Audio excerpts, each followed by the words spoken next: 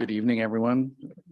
Members, anybody watching on YouTube, thank you for joining us. We'll call the meeting to order, but before we start, we'll read the land acknowledgement statement.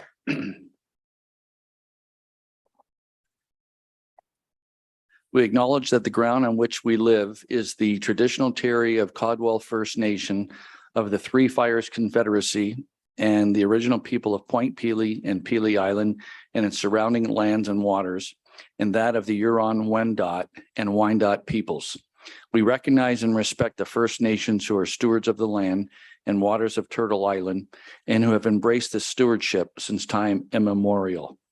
We would also like to acknowledge the contributions of other nearby First Nation communities and all original people across Turtle Island. We'll have a moment of silent reflection and then we'll stand for the playing of our national anthem.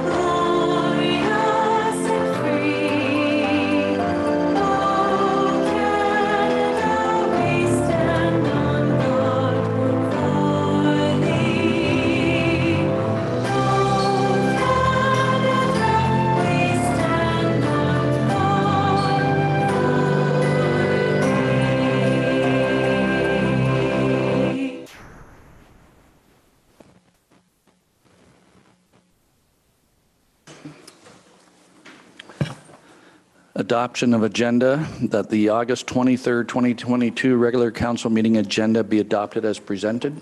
Moved by Councillor Carrick, support by Councillor Reno. All in favor? That carries. Any disclosures of pecuniary interest?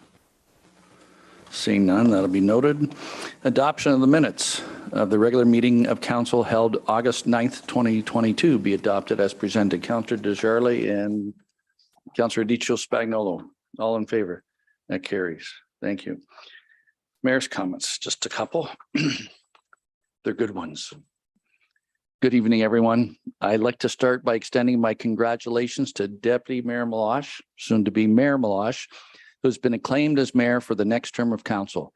She will also become the first female mayor of the town of LaSalle. Congratulations. Councillor, thank you. Councillor Akpata also been acclaimed as the next deputy mayor of the town. Congratulations to you as well.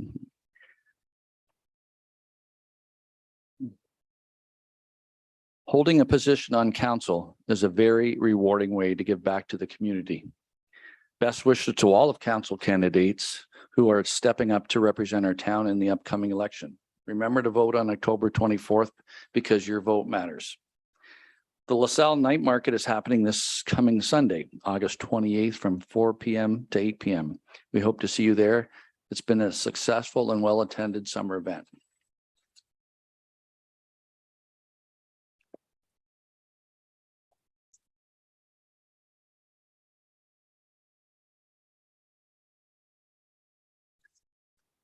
First item on the agenda is 1725 Sprucewood application to remove the holding zone. Ms. Beggs.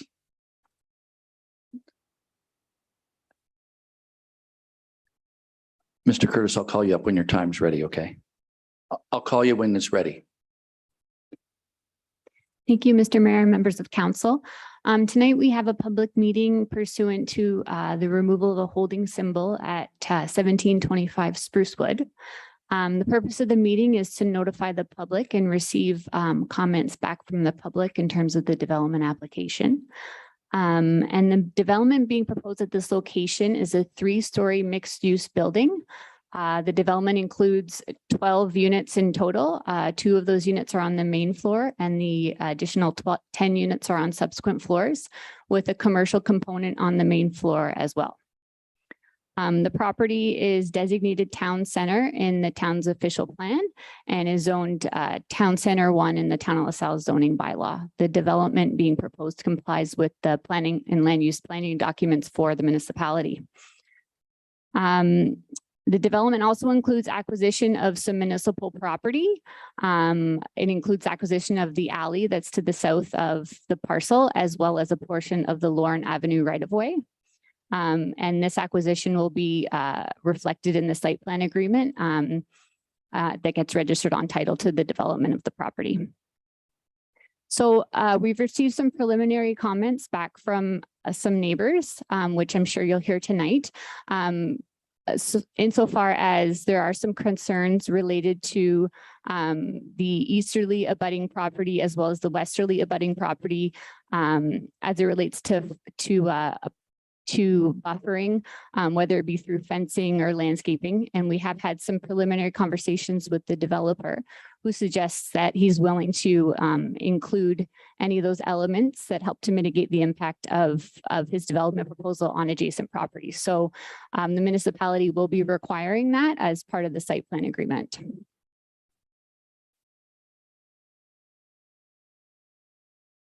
We also have Tracy Pilon-Abs on the line tonight. She is the agent on behalf of the developer. She has a presentation she'd like to share as it relates to a more detailed explanation of the development proposal. Thank you.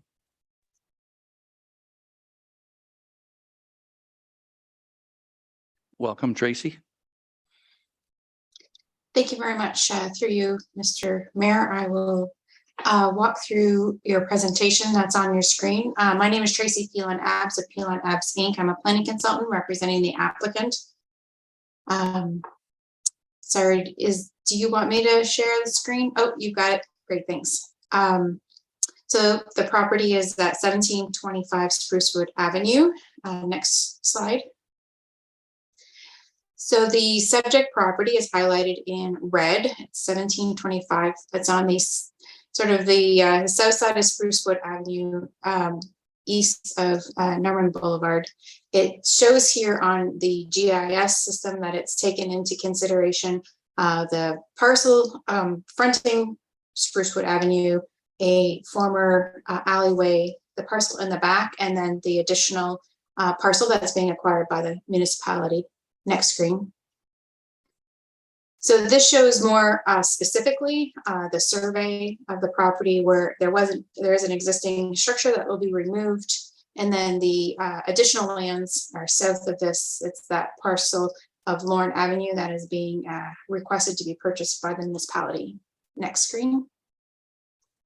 So the concept plan includes the proposed 3-story mixed-use building, mixed use being commercial and residential. It's going to be facing Sprucewood Avenue. And as you see, there'll be a pedestrian and vehicle access off of Sprucewood that takes you back behind the building to a parking area. There'll be access from the rear as well. And then as you see on the top and bottom part of the concept plan, there is intent to connect the concept plan with abutting properties as they become developed for commercial and residential uses. Next screen. So here's the summary of the key features in addition to Gudrun's presentation. So it's to construct a 3-story mixed-use building with commercial and residential. The total building area is 393.5 square meters. So the commercial space will occupy 196.93 square meters on the main floor, located in that front of the building. The 2 residential units will be behind that commercial unit, and then there'll be 10 residential units on the 2nd and 3rd floors. A total of 12 residential units in total. The building's principal entry will face Sprucewood Avenue. The design of the plan includes amenity areas such as landscaping, balconies, outdoor seating. Access to the site for vehicles will be from Sprucewood Avenue to that parking area. There will be 25 parking spaces. Within those parking spaces, it does include visitor parking and barrier-free parking. The property will be professionally landscaped around the entire building as part of the landscape open space. There'll be pedestrian sidewalks and walkways that will be hard surface that will connect the building and the parking area and the municipal right-of-way. There will be a refuse bin located on the southwest corner of the site, and privacy fencing will be added subject to conversations with the municipal staff as part of site plan control. Again, tonight is only the H removal consideration. Next screen. And for my final presentation, I wanted to give you what it would look like if you were standing on Sprucewood. We do have a elevation drawing, so you'll see the one door on the left-hand side will take you into the commercial unit. And then the door on the right will be for residents to be able to get to that units to the back and to the second and third floors. You'll see windows that will be in the front, and then the balconies will be on the side. So that concludes my presentation. I'm happy to answer any questions at the appropriate time. Thank you, Tracy. We have, before we go to council questions, we have some residents joining via Zoom. Mr. Curtis, I know you'd like to speak. Would you like to come forward now? Just state your name and address for the record and just push the button on your bottom left and that'll light up the speaker. There you go. Yes, my name's Danny Curtis at 1735 Sprucewood. I'm right next door to the development of 1725. And so I see you had provided privacy fence, okay, which would be good for both neighbors on all the way around because we won't get flashing of the car lights. But my question is, okay, the parking, okay, is an issue there, okay? Is the entrance going to be coming out of on Sprucewood, in and out? That's one of the questions, coming in and out on Sprucewood. Yes. Okay. Thank you. Yes. Okay. And another question is, okay, what about the sanitary sewers and the storm sewers? Is this going to able to take it on a 75-foot lot? That's Yes. the other question. Yes. So nobody gets flooded. Correct. Okay. All the way around us. Okay. I got my neighbors back here as well. I'm worried about them as well. And you know, and then the holding zone. Okay. The holding zone. I know I'm going over quite a bit of what you just explained. Okay. And so the new holding symbol, okay, is other towns doing the same thing for 75-foot lot? Or is this, you know, that's something maybe it should be looked into?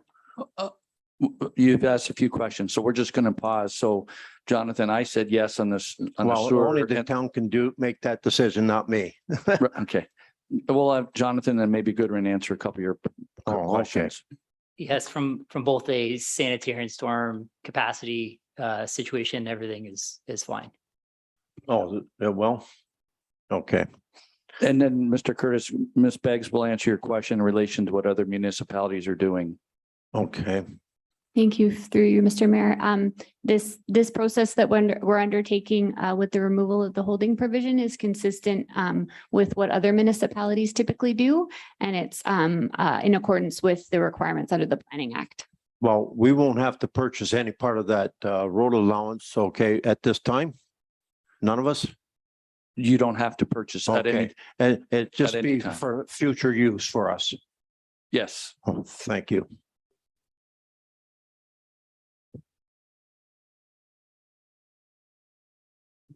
I guess that's basically all I have to say. This man tried to buy my side lot many a times and it's just not for sale at this time. Thank you.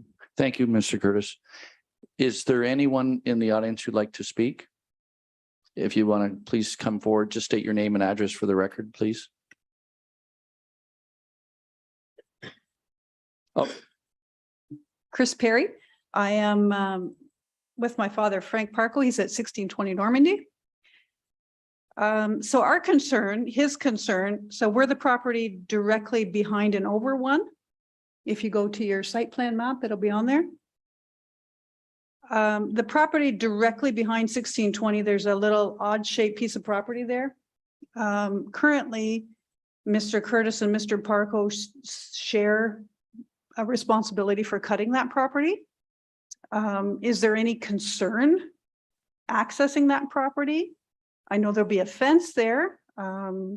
What about the concerns about that development with parking, with garbage, with noise, with smoking sections? That's going to be directly affecting the property at 1610, 1620 in the backyards. Has there been any consideration to those items? do you have other questions? Because I'm just thinking if you ask them all now, then I can direct them to possibly the same person. The main concern is smoking, parking, garbage pickup, and cutting grass and access to the easement area. Okay, thank you. Goodrin, Alan? Thank you, Mr. Mayor. I can assure the resident that the site plan approval will go through a process with the municipality. The application as it relates to parking, lighting, smoking will all be addressed in accordance with municipal standards and vetted through our zoning bylaw. So those are all documents that are adopted and endorsed by council. So that's the framework that we use to evaluate the development. I'm not sure if that addresses your concern. Mr. Curtis, did you have another question? Yes, I was just wondering about, okay, on the side of me, do I get a privacy fence, okay, as his expense? So through you, Mr. Mayor, our conversations with the developer thus far will be, we've asked that be incorporated into the site plan agreement, and that will be at the developer's cost. Any buffering that's required as it relates to the development proposal will be at the developer's cost and will be on the developer's property. Fine, I guess. Mr. Perry, you'd like to come forward? I'm assuming Mr. Perry. Okay. Yes, I'm Matthew Perry. I'm Frank's son-in-law. A couple of concerns is it's a 3-story building. I'm a little concerned about that versus just a 2-story, which is what the area is typically now, just a 1-story and 2-story homes. I'm concerned how that's going to affect the neighborhood.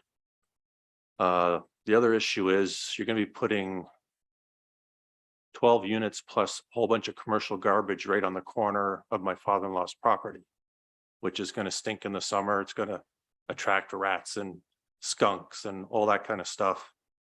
How's that going to affect the neighbors and the value of the property and so on and so forth, right? Ms. Beggs?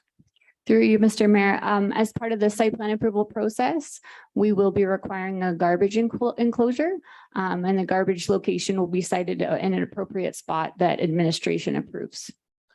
Right, but right now it's set to be located right on the corner of my father-in-law's property.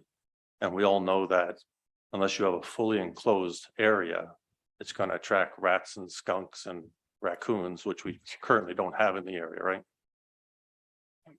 Through you, your worship, with regards to the actual,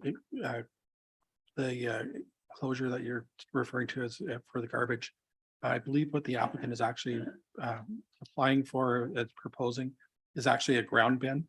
The ground bin is fully enclosed. There's no outside storage. It's utilized here in town in a couple of locations. I believe the Harvey's restaurant was one of the first ones, and there's other ones that have been installed since then. And so the ideal thing about that is it's not like it has an open access like a typical garbage bin. Right. And also the garbage is kept below grade. So it reduces the amount of odor and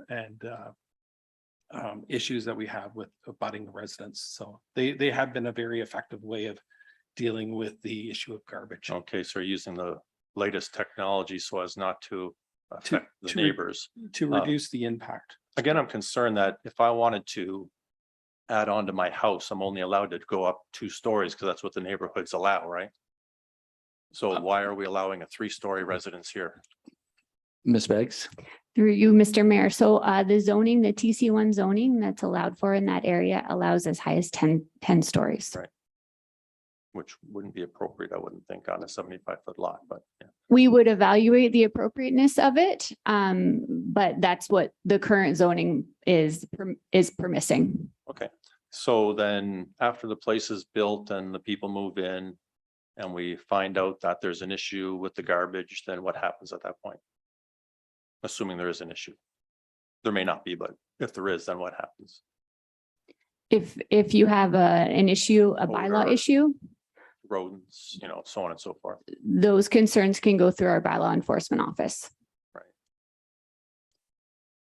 Okay, I do understand that it's progress and that kind of stuff, and that's all good. I'm just concerned that it's a lot of units going on a small lot, which is gonna negatively impact the neighborhood. Now, I do understand the neighborhood is moving towards commercial, which is fine, but there's still like residents there currently that need to be taken care of. Yeah, I appreciate your concerns. I don't And you- know how many people here want a 16-unit garbage bin like next to their backyard. The nice Not thing me. I'll say is at least they're taking proactive and putting in the latest and the greatest. To our knowledge, Mr. Meyer just told me that I believe just Harvey's has that method right now. So, I mean, we give credit to the developer. He is going all out, and maybe I shouldn't say it, but if he wants to build 3-story or build 10, we probably wouldn't allow 10, as Right. Ms. Beck stated, but that's the parameters we have and they can do that. So. Yeah, no, I'm just voicing the kind of concerns that I see that may happen, right? So just make sure that, you know, everyone is thinking about that and try to, you know, impact the neighborhood as least as possible, right? I think I can say this after 12 years on this council table, bench. The developers we've worked at over the years, I can't remember an instance where obviously neighbors don't like changes, but Sure. no one's come back and said shoulda, coulda, woulda. It's, for the most part, they've all been good developments and additions to our municipality. Okay, great. Yeah. Okay, Like I said, thanks for I the just wanted to bring questions. that up. Great, thank you. Can you just, yes, thank you. Okay, now I'll open it to council question. Sorry, is there anybody on? I don't believe so. Oh, yes, come on up, please.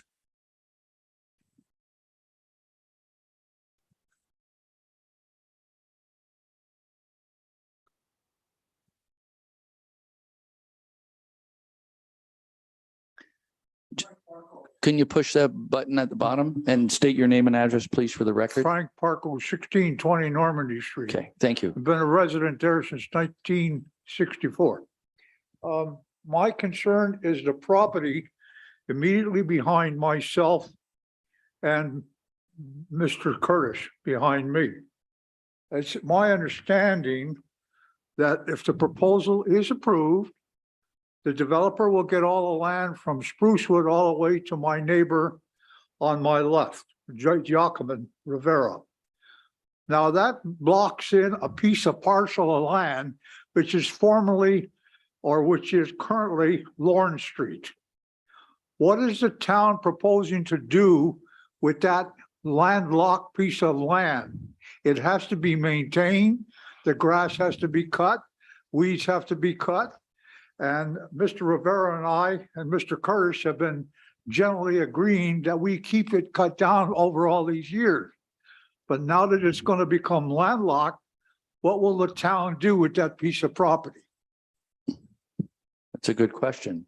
Who wants it? Ms. Beggs? Thank you. Through you, Mr. Mayor. The municipality does have an easement through the abutting commercial development to the east. So it'll exercise its right to use that easement to be able to maintain that parcel in behind your house. Excuse me, from the east? I am lost because there's an 8-foot fence to the east. So there's the property, the commercial plaza to the east, There's an 8-foot fence. right here. Is that 1745 or 1725? Yeah, there's an 8-foot fence there. There's no easement. There is an access easement that's registered on title in favor of the municipality. So if When- there, if When there, the town orders a commercial gentleman to come in with his cutters to cut the grass, they're gonna have to take the fence down? If that's the easement, Mr. Osborne. Through you, your worship, like there'll also be an easement on the parcel that's going to now be behind 1725. There'll be an easement on that, and in the fences, we'll likely put access locations so that we can get to that piece that is what you're saying is landlocked. We'll have access ways to get through there. Yeah. it's gonna be landlocked on all 4 sides. Yeah, we'll make sure we have an access to get into that piece you're speaking of. We'll have access over easements, and then we'll ensure that a gate's installed so we can get to it. I'm assuming the developer is gonna put a fence around his new area. So you're gonna have a fence around that area. There's an existing fence to the east. Mr. Curtis is on the north side. I'm on the south side. You're either gonna have to go through my property or Mr. Curtis's property to cut the grass. They won't be going on your private property. As Mr. Osborne said, that they'll have a fence, but they'll have gate, which will have access to allow whoever has to go back there to maintain the grass. So we'd be able to cease cutting the grass as soon as the development starts?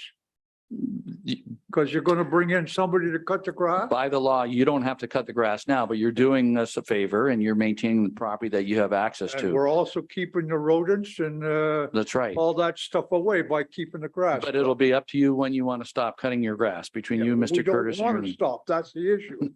Well, you won't have access to it because there'll be a fence. So we're saving you some time and labor. Okay, well, you understand our concern. Absolutely, Okay. absolutely. Thank you. Yes, sir. Okay. Mr. Rovier, name and address, please, for the records. Oh, no, you just shut it off. Thank you. Giacomo Rovier, Okay, 1610 Normandy. Mr. Mayor, Councilman. I don't have any concerns. It sounds like we are getting a fence around the property. Behind my property, there's some large trees there. 2 of them are on lawn. And I'm assuming they will be cut down, but I have one on my property that overhangs, which will be the new fence. My concern is if those branches fall, will I be responsible? And if the developer would consider cutting those branches off or that tree down at the same time because the other ones, if they would consider that. Ms. Beggs? Through you, Mr. Mayor, we can certainly explore that with the developer. I don't foresee any issue with that. Because remember the last property that went up, the other development, the developer said he would sue the landowner if those branches fell on his fence. So that would be a courtesy, it's not, We can certainly bring that forward. okay. And from the rest of the conversation, I gathered that the fence will be all the way around the developer's property. You talked about the east and west side, but I'm on the So south side. yes, yeah, it'll be around the perimeter of the development proposal. Sounds like a good plan. Thank you. Thank you. Okay, now we'll open up to council questions.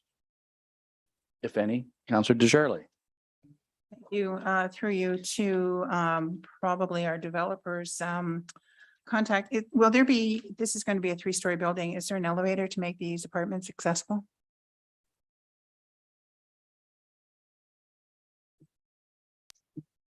There's Tracy. Okay, Ms. Alves. Through you, Mr. Mayor, no, I don't believe that there's an elevator. It'll be a walk-up. Thank you.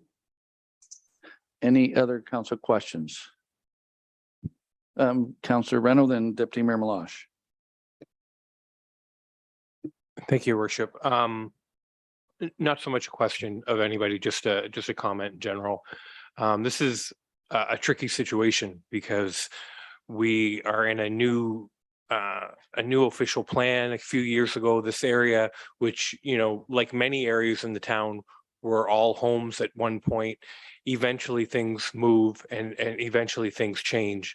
You know, when we talked about the 10-story building possibility right across the street from Mr. Curtis, I just noticed today as I was driving by, they're clearing for 2 large buildings there that we approved a little over a year ago. So I'm very happy that one of the things that we were going to talk about tonight, that Danny was going to talk about, was that fence around the perimeter. That was already taken care of by the town before we even sat down tonight. I was glad to see that that was done proactively.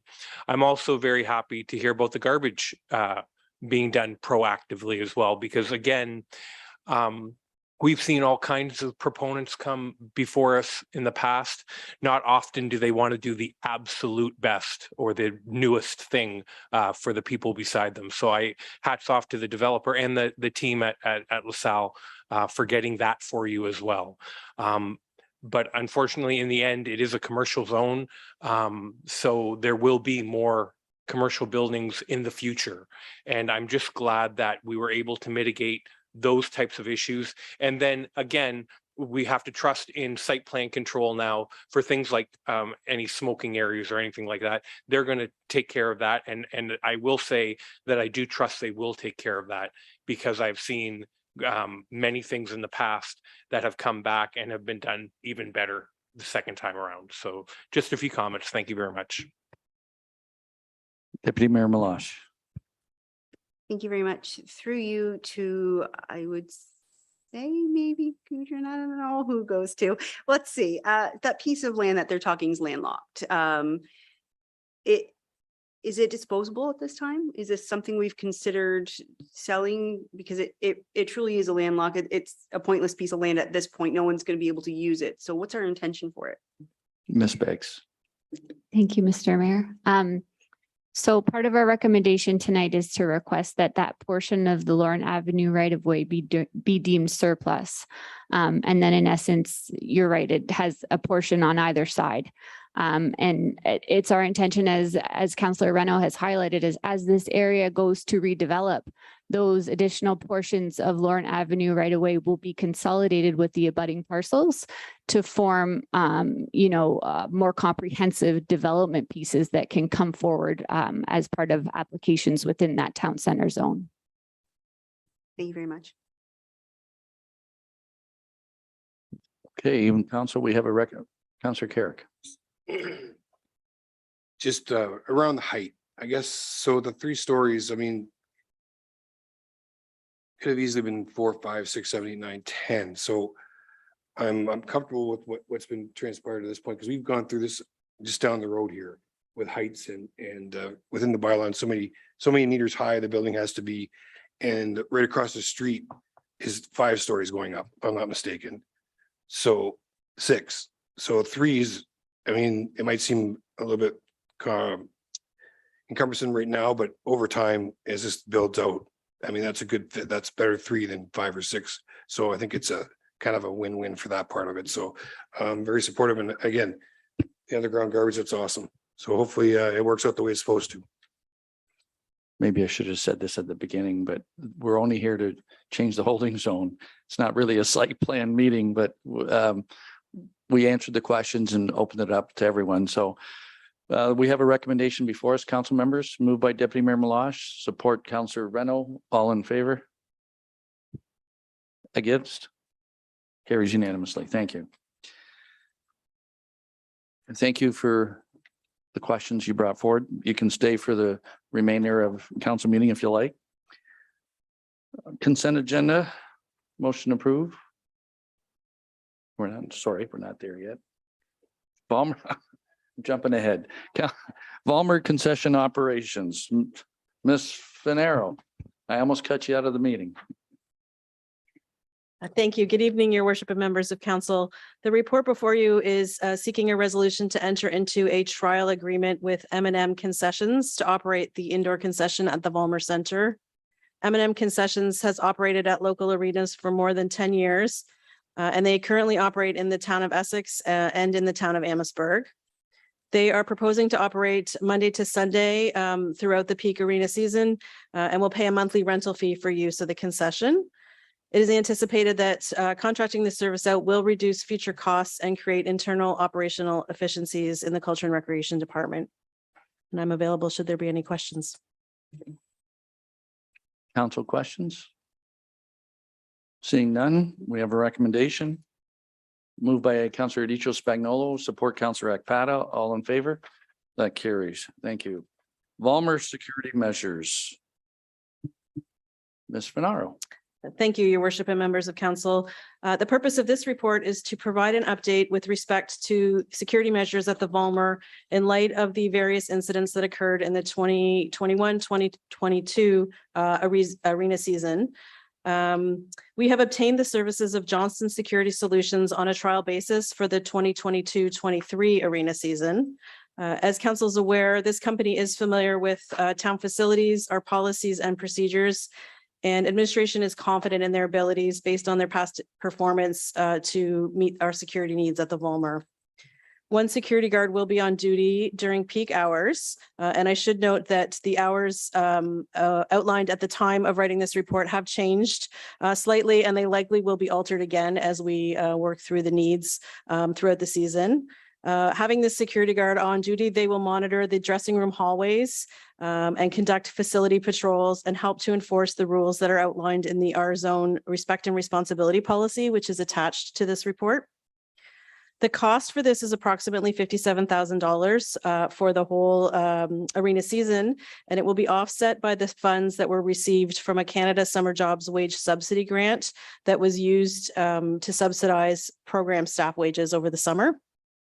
And if the project is successful, future costs would be included in the operating budget and would be funded in various methods, including reducing expenses elsewhere and increasing user fees. And I'm available should there be any questions on that. Deputy Mayor Malash. Thank you. Through you to Mr. Finaro. So we did have several issues there this year, and it's not normal. It's not things we experienced in the past. And I know this is a trial. Are other municipalities seeing the same thing? I mean, obviously, this is a large item to put into our budget going forward, and we may need it forever. We may only need it for a couple of years, but is this something that everyone's experiencing? Thank you for the question. I'm not aware that other municipalities are necessarily engaging the services of a third-party security company, but I am aware that other municipalities are experiencing challenges with vandalism and with various behaviors in their recreation facilities and in their parks and whatnot. Thank you. So being a trial, how do we gauge this then? What helps us make this decision next year if this is something we should continue with? So one of the items, thank you for the question. One of the items that we started in last fall was a reporting system through our operations and part-time staff that as incidents occurred, they were keeping track of those through an electronic form that is sent to our supervisory staff. So we're able to gather some data on the types of incidents that we were experiencing, such as vandalism or messes left behind or, unruly patrons or those types of things. So we'll be able to gauge if, the data from last year versus the data from this year is getting better. And one of the other areas of agreement is that the security company will provide a log to us of incidents that they may address, or perhaps incidents that are even stopped as a result of them being present. Thank you very much. Councillor Reno, then Councillor Aditio Spagnolo. Thank you, Your Worship. I just want to send a question to Chief Davies. We're talking about 57,000 being a big piece to put in the budget next year. How does that figure seem to you, knowing what kind of extra policing you would have to send over to the Volmer to do this type of light security, we'll say? Does this seem to be a reasonable amount? And second of all, do you have any feelings about this security company's ability to perform what we've been promised? Thank you for the question. With regards to the money, I can tell you that, well, from a policing perspective, the the police responding to situations, whether it's vandalism or fights within the facility, those kinds of things, it's an emergency response. So we can't be present all the time. We try to make it there as often as we can. Some of our members do have children that play on teams, et cetera. So during shifts, they'll go and watch and also be there as security when they need to be as well. So we try to make ourselves present there as often as possible. Just like any other municipality, when it comes to events in the summer, those kinds of things, when there's more activity going on, perhaps, not so much the hockey rinks, that kind of thing, but we're seem to be strapped for staff and for us to get there all the time. So again, it's we rely on the calls. So when the calls come in, we get there. Having a security guard on site is also a deterrent, right? It's having that uniform present or the person walking around will deter some activities just by virtue of just them being there. And I think in this regard, I think that's probably money well spent. The security company themselves, I don't know much about, other than I'm relying on what Ms. Finaro had said, and that they are one that we have dealt with in the past. But I can tell you that having a set of eyes there and somebody with access to directly call us when they see an issue, if it's something they can't handle directly, is very beneficial to us. So I believe that's very money well spent, in my opinion. Thank you, Chief. I appreciate that. Based on the comments, I will be supporting the motion. Thank you, Councilor Reno. Thank you, Chief. Councilor Spagnuolo. Thank you. Through you. I had a question, but it was already asked. However, I will make a comment. I frequently attend the Volmer for hockey games for my children, or attend to watch the game. So I think this is definitely money well spent, because there has been some enraged kids or some kids who come from other areas, even some adults. So I think this is definitely money well spent, and I will support the motion. Thank you. Councilor Ekpata. Thank you, Worship. Through to you, Ms. Finaro. Can you expand on some of the occurrences where we've used the security company? I have so many different companies running through my head. I want to make sure that I know. I think this is the one that I know. I just want to make sure that this is the one that I'm thinking of. Thank you for the question. Yes, the security company is Johnson Security Solutions. I believe that's named in the report.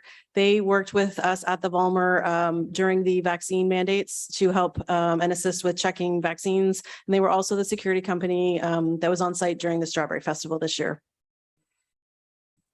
Thank you very much. And my understanding is, Chief, correct me if I'm wrong, you worked well with them and there was no incidences to my knowledge. Yeah, that's correct. It was actually a very good Strawberry Festival this year. Yes, we worked well together this year compared to years past. Good, thank you. Council, you have a recommendation for you. Councilor Reno and Councilor Spagnuolo, all in favor? That carries. Thank you. Water main replacement tender results. Mr. Osborne. Thank you, Your Worship and members of council. We had a tender close for a water main on Delmar between Malden and Ellis. The low bidder was JCS Construction, $531,090. So we're recommending approving that, which is within our capital budget allowance of $600,000. I know that they would like to start in October. It's probably a 4 to 6 week project, and I'm available for any questions. Councilor Ekpata, then Councilor Carrick. Thank you, Worship. Mr. Osborne, I'm just looking at the numbers, and can you give me some interpretation as why the difference is so great? I know that the municipalities dealt with different sort of supply issues and supply chain, and do you see any, so part one is that one, I guess part two would be, do you see any issues from your perspective with supply chain issues once we start to make sure that the project is completed in the appropriate and timely manner? Thank you for the questions through you, Your Worship. There is a large discrepancy. I would basically ignore the last one. That's not from a company that we've worked with, or it's a little of an outlier. The first few numbers in the tender results are, I think, people that were maybe available to do the work and bid it appropriately. Some of the other ones might have just put a number in there. On the supply chain issues, for water main projects, that was a big issue 12 months ago, even 6-8 months ago. A lot of those issues are getting resolved, especially for this size of water main. We don't anticipate any supply chain issues for this project. Thank you very much, your worship. Counselor Carrick. Pretty much the same question. Thank you. Council's pleasure. Moved by Counselor Desjardins, support Deputy Mayor Malash. All in favor? That carries. Thank you. Mr. Mara, on the LaSalle Transit contract renewal. Thank you, Mr. Mayor. Tonight's report is a report on LaSalle Transit contract renewal. Back in November of 2021, council authorized administration to enter into negotiations with Transit Windsor to negotiate a new contract for the next 5 years. Tonight's report is the conclusion of that negotiation. Most of the contract remains unchanged with respect to wording, with the major changes reflected in the hourly wages, hourly fees that will be occurring for the next 5 years. Certainly with respect to this particular contract, this will be a contract from 2023 up into including 2027. In the current contract hourly rate for this coming year is currently at $61.70. The new rate for 2023 will be with $66.04. That will also change on an annual basis, reflected based on annual CPI increases. So with that tonight, the council resolution and recommendation is that you approve the renewal of this contract with Transit Windsor. With that, I'm available for any questions. Counselor Carrick, then Counselor Reno. Thank you, worship, through you. So I get the increase, fuel, cost of living, all that stuff is going up. So obviously our costs are going up too. I guess the concern I have is moving forward, it's the hours of operation. When would be a good time to sit down and discuss possibility of expansion? Either we target it the people that work days, or we expand it so they can work afternoons. Because quite frankly, I can't even take that bus to work if I wanted to, because it doesn't leave early enough. I can't get to work on time. I can get home, but I can't get to work. So what would be the best opportunity to look at revamping the schedule down the road so that maybe we change some hours so that we can target at least one group of worker, not cut it in the middle? Thank you. Thank you for the question. We've had some preliminary discussions with the school bus companies regarding the use of LaSalle 25. What we have come to find out is there's probably about a year to 2 years worth of advance notice to revising the route timing for Transit Windsor to work through the reflective changes that will happen across their entire network, because they work on making connections. Currently, we are having those discussions with the school bus company with respect to modifying those hours slightly to hit the appropriate times for Sanders Secondary School start times and end times. Further to that notion, we are expanding our footprint and growth out in the Laurier area between Huron Church Line and Disputed that currently do not have any bus service. Over the next probably 3 to 4 years, there is an anticipation that we will be carrying out a formal master plan update or review of the transit service to see how and what we can do. Is it modifying the current route, introducing another route? That was partially done as part of the transportation master plan, but it does require a further input, and it's really going to be growth related because there are a number of areas within town that are not captured within the transit routes itself. We implemented what we have here as the LaSalle 25 as our initial 5-year plan. And through that process, unfortunately, the pandemic hit. We were getting really great ridership at the very beginning. We will be rebounding back after the pandemic. Again, Transit Windsor is going back to full service by the beginning of September. So we will have the 2 buses running on a daily basis at that point. But up until this point, we have been on the Saturday service with 1 bus. So your points are well taken and understood. There is going to have to be a bit of an understanding on, it's not just a change to our system, it's change to the entirety of the network, and we have to coordinate what we are doing. And so certainly through a master plan is probably the best option. There is an option to make some minor modifications on timing, but it does take some time to work through those various aspects with Transit Windsor and the bus and any of the schools that are required to be serviced. Okay, thank you. So we can start that process, or at least start looking at it. So we can start that process, at least start looking at it, even though we know it's going to take some time. Okay, thank you. Counselor Reno. Thank you, Your Worship. Two things. First of all, there's been a lot of media attention in the last couple days, if not week, about Amherstburg getting their first transit system. And I was very excited for them. And I was also very interested to see that it's stopping in LaSalle at Front Road and Laurier Drive, right where our proposed park is going to be. And I'm just wondering if we had any input with that, or if that's going to affect our system in any way whatsoever. Thank you for the question. When that route was developed, we did not have input at that point in time. What we have come to find out and learn through Transit Windsor is that that is a transfer point opportunity for folks on that Amherstburg bus to hop off that bus, get onto the LaSalle 25 and get over to St. Clair College. So that may increase some ridership through our system. So that is certainly a benefit that we will look forward to. Again, it's a trial run, and certainly we will be monitoring how well that works over the next couple of years while it's implemented. Thank you, Peter. That's great news. My other question is for Dale.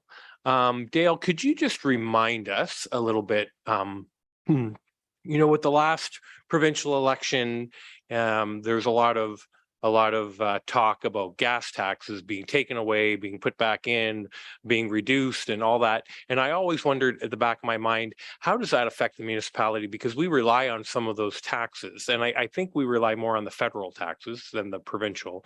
But nonetheless, can you just remind us how gas taxes play into the formula for our transit system? For sure. So there's two different kinds of gas taxes. There's a federal gas tax. It's actually changed its name recently, but it still is the gas tax, and which funds various different projects. And then there's a provincial gas tax, which funds transit related projects. So this applies to the provincial, but with regards to they're not getting rid of the gas tax funding for municipalities. I think they were either putting a pause or reducing the rate because the price of gasoline went up so much to try and help with some of that cost. So I think that's what they were talking about. Now, with regards to transit and the provincial gas tax, that allocation is based on a formula. There's two parts to it. One, I think it's about 70% is based on ridership, and then 30% is based on our cost. So with our costs increasing through this contract, it should impact the amount that we receive the following year once we implement this, because we report on it every year.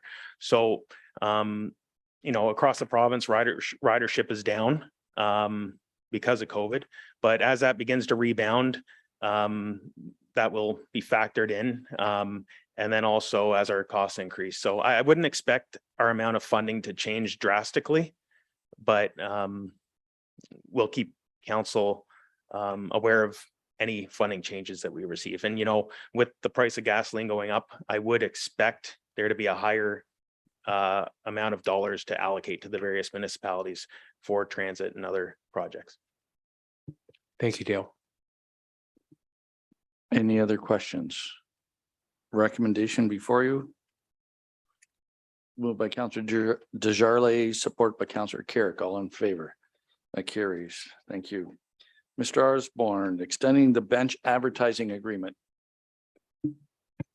Thank you, Your Worship and members of council. The report before you is recommending extending the agreement we have with Creative Outdoor Advertising for the bus benches that are at the various bus stops. Creative did the installation and the maintenance and the cleaning of these benches, and we get a small amount of the advertising income. And yes, we're recommending we extend the contract, and I'm available for any questions. Council questions. Moved by Councillor Dicho Spagnolo, support Deputy Mayor Meloche. All in favor? That carries. Now we can go to consent agenda. 2 items. Moved by Deputy Mayor Meloche, supported by Councillor Reno. All in favor? That carries. Bylaws. All 6 bylaws, 3 readings. Deputy Mayor Meloche, Councillor Akpata, all in favor? That carries. Questions and statements by council members. Councillor DeJerle. Thank you. Through you to administration. We've been back and forth with Essex Power a lot, and as one of the municipalities that owns Essex Power, there's LaSalle, Amherstburg, Leamington, and Tecumseh. Part of their vision statement is that they will provide safe, reliable, and economical energy supply and service, and be best-in-class delivery of service to our customers. Lately, that's really not been happening very much. We've had too many outages, too many blips. I understand that we can't do anything about lightning strikes. However, I think there are other issues out there. So what I'd like to know is if we can get a report from administration from the other partners about what their outages are like, if they're being hit as badly as we are. And if so, what are they looking at to help the situation?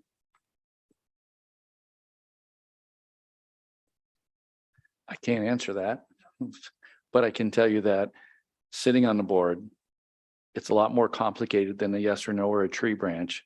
I had discussions just last week with an area in LaSalle, which I won't mention, and it needs some tree trimming, and it was overlooked. So we're hoping that will do a lot of the blips. Again, the report last we had at our meetings was 75% of the outages are not caused by Essex Power. They're out of area outages. And the way it was explained to me is, for example, if a tree branch does hit a wire and it causes a momentary short or causes an arrestor or something to go, we have the auto reclosures that in a millisecond will open up to feed power from a different area. That causes a blip. And unfortunately, in some instances, depending on where you live, and I'm thinking of a specific area, it happens more often. But there will be an open house here on the 23rd. If you want to ask for a report, you can, but they'll be here to answer any questions you have. Their report before that meeting. Get a handle on where the other municipalities are. Then you'd have to ask for a report from administration, go to the Essex Power and get that report. Okay, are you good?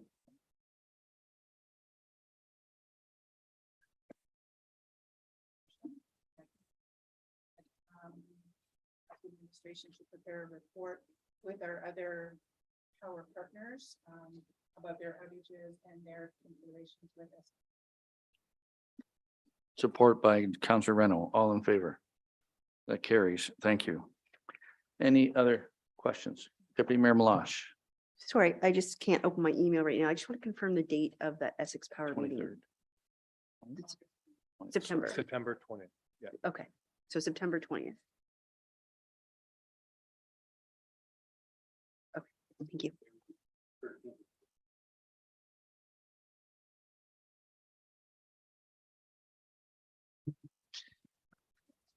With respect to the report, we do have to reach out to outside partners. We will reach out to them and see what type of response we can get. We will get that report in as timely as a manner as we can, provided that we receive the information from the outside parties. Deputy Mayor Malash. Sorry to add on to the Essex Power issues. I did actually receive a phone call from someone today who mentioned about 20 plus years ago, the town had Essex come in, and I don't even know if it was Essex at the time. I think it may have been LaSalle, right? They did something in an area of the town where they updated what they call insulators. And at that area now does not experience the outages. And so they had asked if I would maybe ask Essex Power that question to say, is that something that needs to be done in other areas of the town? Because they've been fortunate since that was done, they don't experience those issues. So if that's something we could also maybe, when you're doing your research and your report, just find out what was done 20 plus years ago, and if that's something that can be applied to other areas of the town. I realize some of our outages have nothing to do with that. My area, the last 2 Saturdays have had a power outage the exact same time, the exact same amount of customers. And the reasoning is I'm unsure of what it is, but we never usually have any outages in our area. So I'm assuming it's something along what you were just discussing, but that may be something we can look into as well, is if that's something that needs updating in the town that, like I said, was done 20 plus years ago. I won't speak for Essex Power, but at our meetings, I can tell you the amount they spend on preventative maintenance is astronomical. And we're recognized, excuse me, as the one we're respected as one of the highly functioning, I don't want to say highly functioning, our quality control is almost second to none. We are hired by other companies to look at what they're doing. So I'm not trying to back Essex Power, but there are blips. My office gets them all the time. But I understand where they're coming from. And if you really want to know exactly what's happening, you write down what time of day and they will tell you what the cause was. And most of them are blips because they're shutting power from one source to another. But and I will look into those insulators myself. Okay, any other questions or statements? Councillor Reno. Just under committee matters, I think we kind of glazed over a little bit. I just wanted to mention to council that we had our last fire committee meeting of the last 4-year term that I have been privileged to be the chair of. And I just thought I would share something that we talked about in our meeting. Because a few people have asked me, where are we with the new fire station? Is it moving forward? I don't see any digging going on or anything. In the meeting, we discussed that we're in a good position and tenders should be going out in 2023. So that's something that's going to be happening in the new year with the tenders going out. Okay. Unless Chief, if you wanted to add anything to that, but I think that's the main message that made us all very happy. Yeah, I would agree that is the current plan is to go out for tenders in 2023, and hopefully we can see some construction there later in 23 and hopefully completed in 24. Wonderful. Thank you. Any other questions, statements? Notices of motion. Deputy Mayor Malash has she may move or cause to have move her notice. So I'll turn it over to Deputy Mayor Malash. Thank you very much. The motion that I'd like to put forward is Farm 911, the Emily project. And I'm not sure if anyone got to look into it after our last meeting.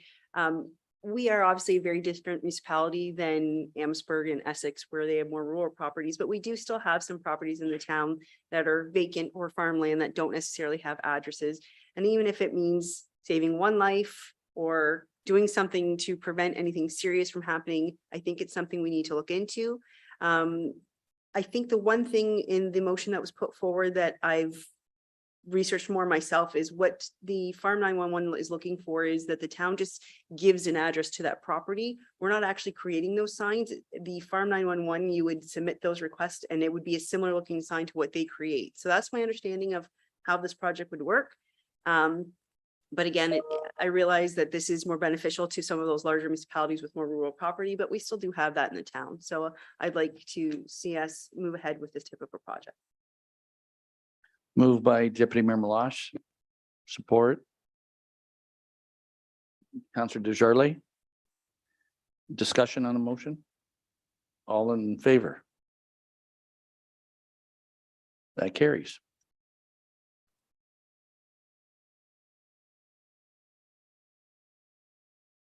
Confirmatory bylaw.